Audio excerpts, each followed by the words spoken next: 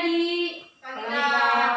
Sebelum memulai ibadah PA kita ambil posisi saat teduh, kita saat teduh. Saat teduh selesai.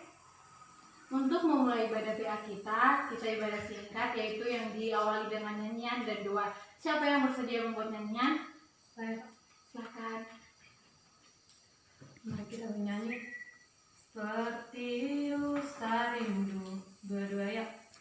Seperti usah rindu, sungaimu jiwaku rindu engkau. Kaulah Tuhan asa hatiku kuyuh menyembahmu. Untuk ibadah, siapa yang bersedia membuat doa? Saya Kak. Silakan. Mari kita bersatu dalam doa. Ya Allah Bapa yang berkata dalam surga, kembali Tuhan kami bersyukur kepadamu. Karena Tuhan kami mendengarkan firman-Mu, Engkau buka hati itu pikiran kami agar kami dapat menerima dengan baik. Yang lalu kami Tuhan dalam nama Yesus kami berdoa syukur. Amin. Selamat pagi adik-adik. Baik Kak. Apa kabar hari ini? Baik Kak. Topik ibadah PA kita saat ini yaitu yang diambil dari 2 Korintus 6 ayat 14. Siapa yang membawa Alkitab dibaca ya? Kita sama-sama membacakannya. Ada yang sudah dapat? Ada Kak. Semuanya sudah dapat? Ada Kak. Mari kita baca bersama-sama. 1, 2, 3. Janganlah kamu merupakan pasangan yang tidak seimbang dengan orang-orang yang tak percaya. Sebab persamaan apakah antara kebenaran dan kedurhakaan, atau bagaimanakah? Atau bagaimanakah terang dapat bersatu dengan gelap? Ya, dari nats kita pada hari ini, siapa yang bisa mengambil suatu intisari dari nats ayat Alkitab kita? Ada yang tahu? Ya, ibadah PA kita pada hari ini yaitu yang terambil dari 2 Korintus 6 ayat 14. Udah ada yang dapat? Ada Kak. Di nats Alkitab ini kita baca bersama-sama ya. Ya Kak. 1, 2, 3. Janganlah kamu merupakan pasangan yang tidak seimbang dengan orang-orang yang tak percaya. Sebab persamaan apakah yang terdapat antara kebenaran dan kedurhakaan, atau bagaimanakah terang dapat bersatu dengan gelap?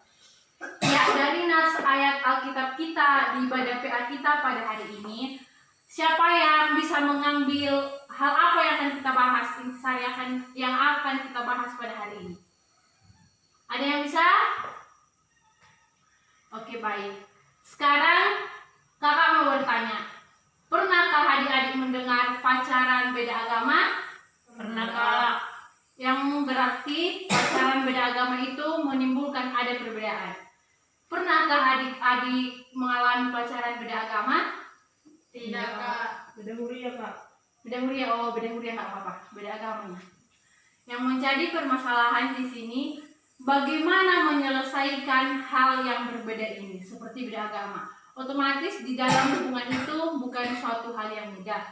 Tidak sedikit orang yang gagal untuk menuntaskan hubungan yang beda agama, dan tidak mustahil juga ada orang-orang yang sangat luar biasa untuk menghadapi permasalahan seperti ini. Mereka siap berkomitmen untuk memecahkan pacaran beda agama.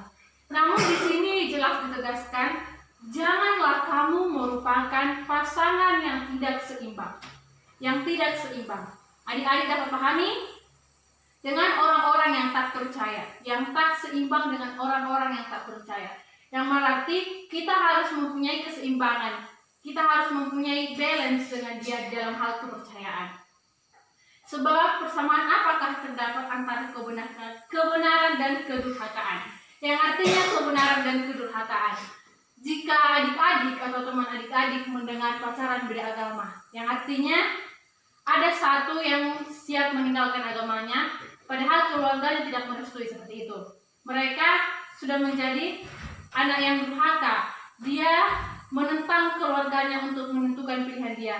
Namun, jika mereka menyelesaikan pacaran beda agama ini dengan meyakinkan kedua belah pihak keluarga dan orang tua dan memberikan kepercayaan untuk melanjutkan hubungan ini tidak apa-apa, itu hal yang bagus dan dapat dicontoh. Lalu yang menjadi sebab persamaan apakah terdapat antara kebenaran dan kedurhakaan, atau bagaimanakah terang dapat bersatu dengan gelap? Siapa yang dapat mendefinisikan bagaimana terang dapat bersatu dengan gelap? Siapa yang tahu terang bersatu dengan gelap? Oke, kakak jelaskan. Yang artinya terang bersatu dalam gelap. Seperti dalam hubungan ini, yang terang yang menjadi kegelapan atau yang menjadi titik permasalahan mereka yaitu perbedaan. Tidak ada persamaan. Namun kegelapan ini bisa menjadi terang dengan adanya benteng-benteng yang membuat mereka dapat memecahkan benteng tersebut dan bisa mencapai keterangannya yaitu dalam hubungan yang berbeda agama. Sekarang kakak mau bertanya sama adik-adik, pernahkah adik-adik didekati laki-laki yang beda agama seperti itu? Pernah. Lalu alasan apa yang membuat adik-adik menolak dia untuk tidak berpacaran dengan dia? Tidak seiman, Kak. Tidak seiman. Tidak mungkin dong langsung adik-adik bilang kita beda agama seperti itu. Tidak suka, Kak. Tidak suka. Oh, pintar. Ada lagi? Ada lagi untuk saudara SK, ada lagi? Oh, baik. Untuk jawaban dari Florentina itu jawaban yang bagus. Dia menolaknya dengan cara halus, yaitu dengan perkataan tidak suka. Namun di sini kita diingatkan untuk tidak membuat perbedaan seperti itu. Yang artinya kita di Indonesia ini kita kan pluralisme, yaitu berbeda. Kita memiliki perbedaan. Otomatis kita harus mampu menerima satu sama lain perbedaan tersebut. Kita tidak bisa menolaknya. Namun itu semua kita harus bisa tidak menerimanya secara utuh seperti itu. Namun kita dapat memilah mana yang baik, mana yang enggak. Kita tidak bisa menolak dia dengan mentah-mentah juga seperti itu. Lalu sekarang kakak mau bertanya, apakah masalah-masalah yang terjadi di hubungan perpacaran adik-adik yang adik-adik alami lantas tidak ada lagi perbedaan dengan perbedaan agama kan? Apa yang menjadi kegelapan di hubungan kalian? Siapa yang punya pacar di sini? Apa yang menjadi kegelapan di hubungan kalian? Kesalahpahaman, Kak. Kurang kepercayaan, kesalahpahaman. Oh, benteng-benteng yang mudah untuk dirobohkan hal tersebut. Tidak suatu permasalahan yang sangat besar. Adik-adik cukup memberikan kepercayaan kembali, memberikan waktu bersama untuk memperbaiki apa yang sudah rusak. Demikian juga Tuhan Yesus. Tuhan Yesus memberikan gelap dan memberikan terang kepada kita. Yang artinya Tuhan Yesus itu terlebih dahulu membuat gelap seperti yang dinyatakan Tuhan dalam naskah Alkitab tersebut. Namun gelap itu tidak selamanya. Tuhan akan memberikan terang jika kita bersungguh-sungguh dekat kepada Dia dan jika kita bersungguh-sungguh menyerahkan diri kita. Sebelumnya adik-adik pernah mengikuti ibadah PA? Pernah. Banyakkah kalian di ibadah PA tersebut? Tidak, Kak. Adakah di ibadah PA apa yang membuat adik-adik malas untuk mengikuti ibadah PA tersebut? Kurang niat, Kak. Iya, hal-hal seperti itu. Sudah ada yang bersedia hatinya memberikan terangnya itu dengan membuat ibadah PA, namun ada kesadaran dalam diri seseorang itu masih kurang sehingga tidak mengikuti ibadah PA tersebut. Seharusnya dari situ kita dapat memulai dengan terang. Kita dapat menembus kegelapan itu untuk kembali ke terang. Seperti itu. Jadi yang sekarang pertanyaan kakak, apakah adik-adik nanti kalau misalnya ada laki-laki yang datang dengan beda keyakinan, namun dia ganteng, kaya, punya mobil pribadi, rumah, yang istilahnya dia good harta, seperti itu, good looking lagi, seperti zaman-zaman sekarang ini. Apakah adik-adik akan tergoda? Lihat situasi, Kak. Lihat situasi. Yang artinya akan meninggalkan kepercayaanmu seperti itu. Adakah kemungkinan? Tidak, Kak. Oh, jawaban yang bagus seperti itu. Apapun itu kepercayaan kita harus tetap kita nomor satukan. Tuhan kita harus tetap kita nomor satukan.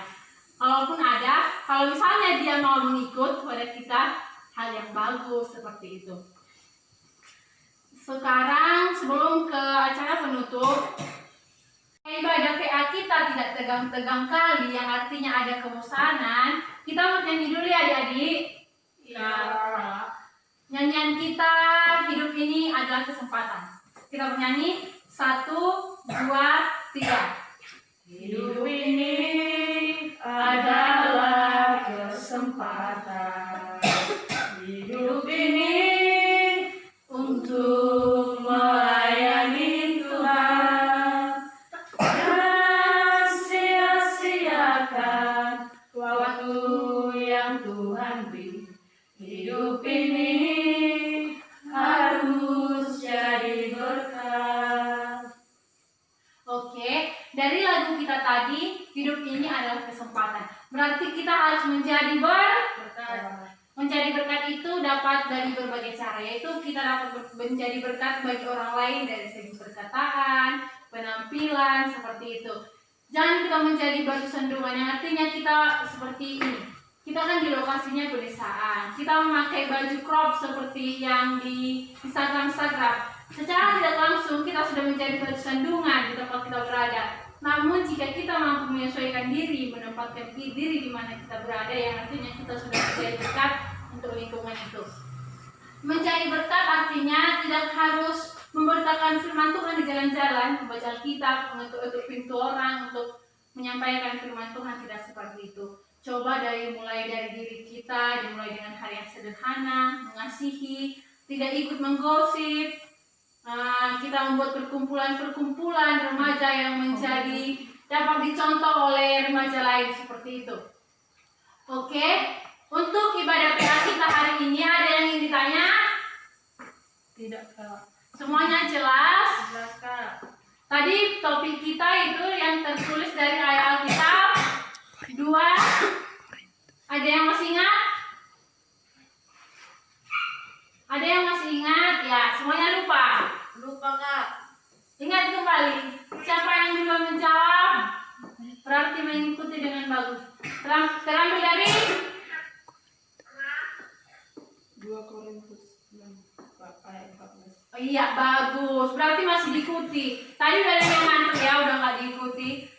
Yang terambil dari 2 Korintus 6 ayat 14. Kiranya dari ibadah PA kita pada pagi hari ini itu dapat membuat kita bagaimana kita untuk mempersiapkan iman kita, bagaimana kita untuk menghadapi cobaan-cobaan seperti pacaran beda agama, apalagi untuk kita dewasa-dewasa awal seperti saat ini. Kiranya ibadah PA kita ini tidak hanya didengar masuk kanan keluar kiri, namun bisa menjadi contoh yang bagus dan pedoman bagi kehidupan kita. Oke? Oke, Kak. Untuk menutup ibadah PA kita berdoa. Kita lipat tangan kita berdoa. Bapa di surga, terima kasih Tuhan Yesus yang baik buat kasih setia yang Kau berikan pada kami hingga hari ini. Tuhan Yesus yang baik, kami sudah selesai mengacarakan ibadah PA kami Tuhan, yaitu untuk membentengi diri kami bagaimana kami untuk menghindari kerusakan dan menjadi berkat. Kiranya ibadah PA kami ini dapat kami terapkan dalam kehidupan kami sehari-hari. Terima kasih Bapa, terima kasih Yesus, terima kasih Roh Kudus. Amin. Amin. Shalom.